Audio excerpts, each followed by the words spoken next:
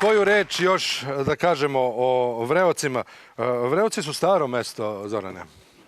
Pa prvi zapisi o Vreocima potiču još iz 16. veka. 1528. godine su turski osvajači zabeležili nekih 18 kuća u Vreocima i od tada mi beležimo postojanje Vreoca ovako, da kažemo, neki zvaničan način. Inače, dugo godina je posle bilo i nije bilo naseljeno, posle velikih bolesti i jedno vreme, negde u 17. veku, skoro da nije bilo domaćinstava. Ovde imamo jedan znak, jedan simbol Vreoca, to je...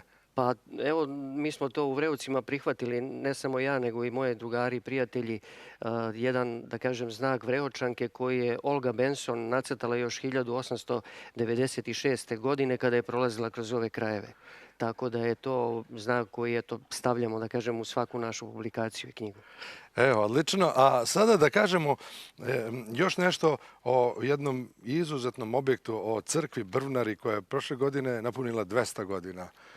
Pa crkva Brvnara u Vreocima, to je crkva posvećena Vavedenju Presvete Bogorodice i ona je urađena, da kažem, treći put je sazidana 1817. godine.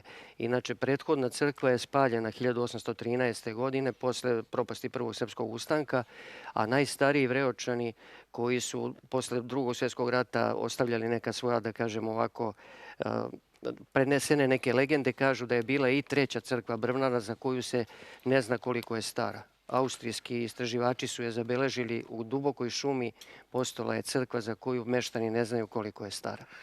A mi smo prošle godine, 21. maja 2017. proslavili 200 godina crkve Brvnare u Vreocima i to je bilo izuzetno interesantno.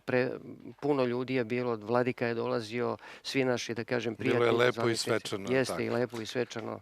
I bogat program. Dobro, šta će biti sa crkvom? Jer rudnik jede Vreoce. Mnogi su se iselili, ostalo je još 100-ak domaćinstava. Pa mi imamo praktično u Vreocima dve crkve. Imamo crkvu, znači, Vavedenja Presvete Bogorodice i imamo crkvu Pokrova Presvete Bogorodice.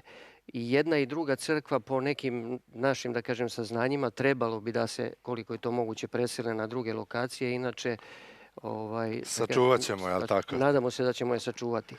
Ono što je možda trebalo da se pomene, u staroj crkvi Brvnari postoji ikonostas koji je rađen od 1820. do 1835. godine i trebalo bi ga sačuvati na svaki način. Polako počinje da propada, da se uradi konzervacija.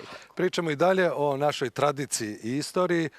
U četvrtak je Dan državnosti, 15. februar, Sretenje i dan kada ćemo se naći u Orašcu gde je Karađorđe 1804. godine sa svojim ustanicima podigao prvi srpski ustanak.